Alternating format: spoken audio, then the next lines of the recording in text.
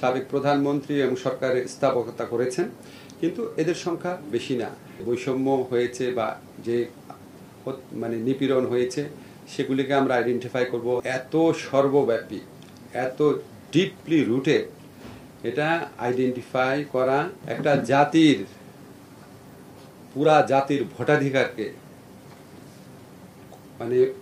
কি বলবো আর কি, এইরকম ফার্স করা। এই রাষ্ট্রের মালিকানা হচ্ছে জনগণের। আর্টিকেল 7 অনুযায়ী এই পুরা মালিকানার ছিনিয়ে নেওয়া যাওয়া হয়েছে ভোটাধিকার কেড়ে নেওয়ার মাধ্যমে। এই সমাজের রন্ধ্রে রন্ধ্রে বৈষম্যের বীজ এই সদ্য বিদায়ী সরকার রোপণ করে গেছে।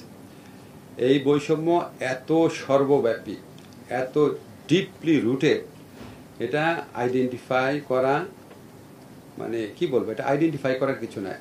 Every one of you knows যে কি ধরনের বৈষম্য করা হয়েছে। তবে আপনি যেহেতু বলেছেন, আমরা তাৎক্ষণিকভাবে ধর্মের ভিত্তিতে যে বৈষম্য হয়েছে বা যে নিপীড়ন হয়েছে সেগুলিকে আমরা আইডেন্টিফাই করব। রাজনৈতিক পরিচয়ের ভিত্তিতে, জন্মস্থানের ভিত্তিতে সবগুলি করব। আমরা অ্যাওয়্যার আছি।